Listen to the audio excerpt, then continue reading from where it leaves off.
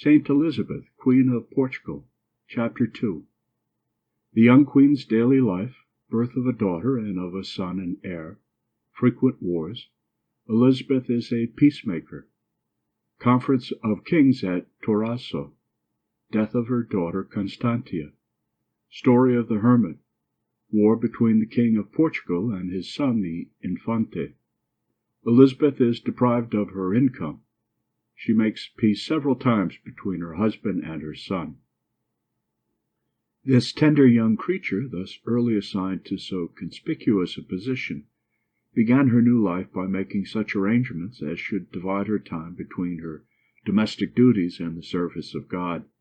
Instead of the inexperience of 11 years, people seem to see a degree of wisdom not often found even at 25 or at 30 years.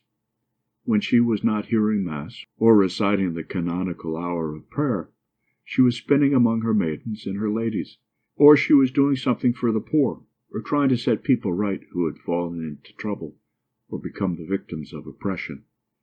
The income which the king had settled on her found its way in great part into the hands of the poor, and into convents and the houses of decayed ladies who were too high-spirited to beg.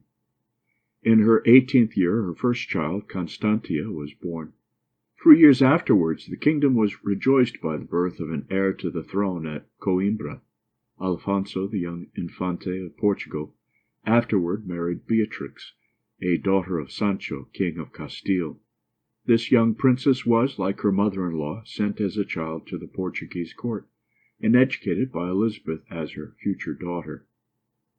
King Dionysius, although kind and indulgent to his queen, was still more indulgent to himself, and led an irregular life, to the great injury and sorrow of Elisabeth. Her greatness of soul was never more remarkably evinced than in her way of managing him. She appeared blind and deaf to all that she disapproved of in her husband, never listening to stories about him, and never reproaching him. She had calculated well in her estimate of his character. Reproaches would only have hardened him, whereas her silence affected him with remorse for his ingratitude, and her forbearance was rewarded by his abandoning the irregular practices of which she never complained, but to God.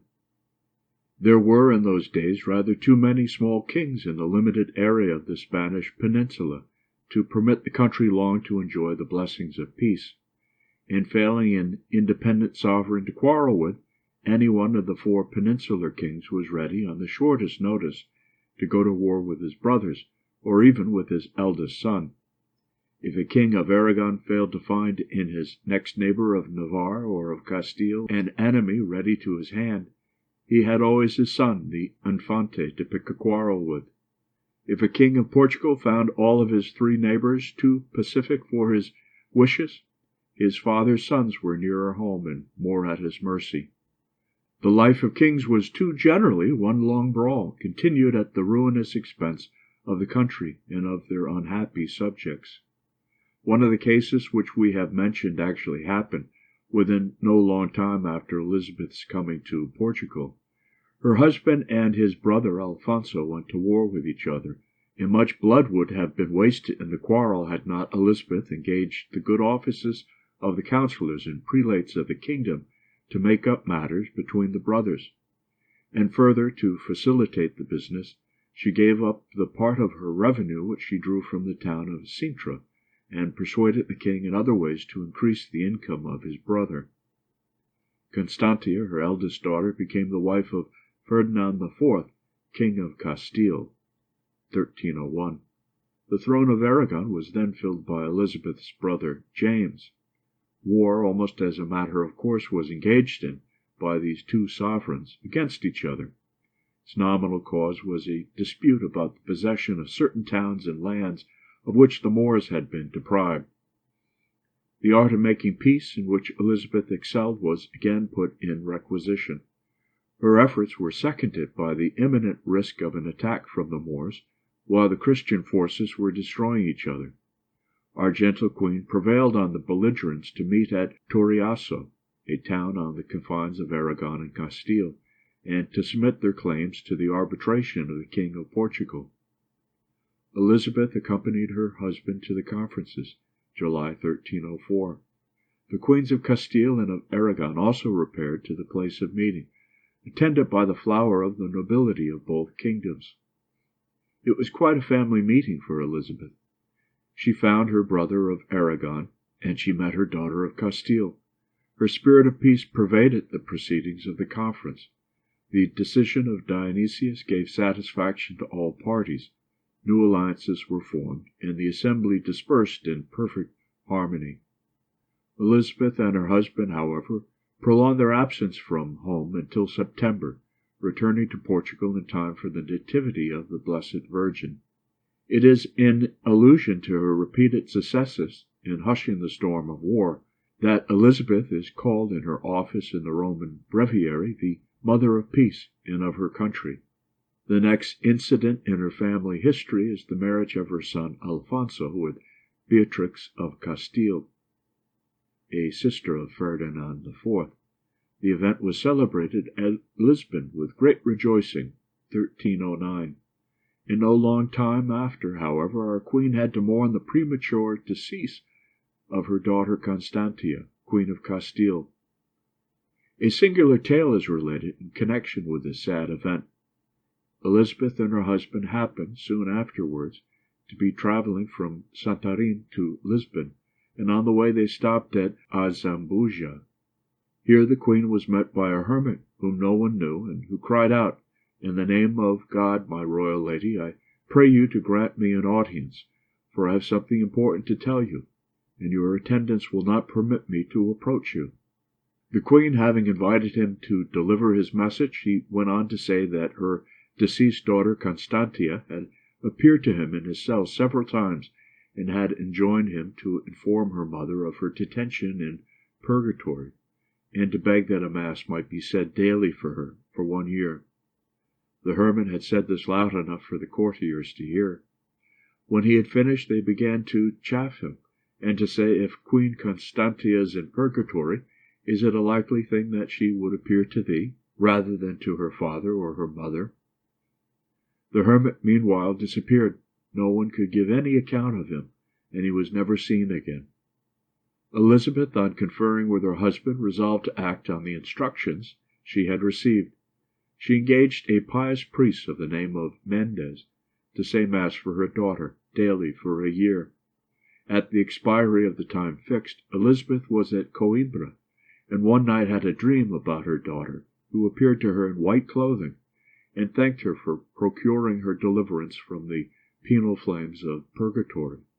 Elisabeth had quite forgotten that the year was expired until Mendez came next morning to remind her of it, and to speak about continuing to say Mass. She was much comforted about her beloved daughter, and gave thanks to God. A few more years brought back the miseries of war, and this time the King of Portugal found an enemy in his eldest son, the Infante Alfonso. Secret measures were taken by the king to surprise his son at Sintra in the night time.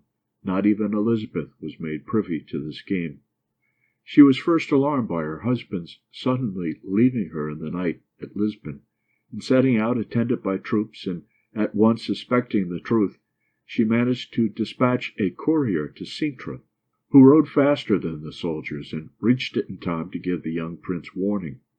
He thus escaped from the trap laid for him, and went straight to Lisbon, to his mother, whom he had not seen for a long time.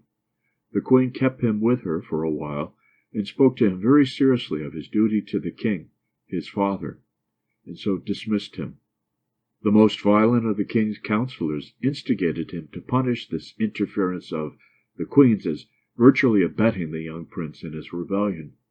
Dionysius, still smarting under his late disappointment, too readily listened to the evil counsels of his courtiers, and sent Elisabeth an order to remove at once to Alangera, at the same time depriving her of all her sources of income.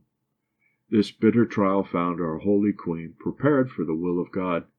She at once obeyed the peremptory orders of her husband, and abandoned her court at Lisbon. Presently numbers of the nobility flocked to her new residence to offer her their castles for a home, and their swords to regain her rights. She thanked them very graciously for their good intentions, but declined all their offers, alleging her resolution to remain at the absolute disposal of the king. So, dismissing her impetuous defenders, she collected about her a number of pious women, who passed their time with her in fasting and abstinence, in prayer, and the public recitation of the praises of God. By and by her humility and moderation were acknowledged by the king, and she was restored to her rights as his queen.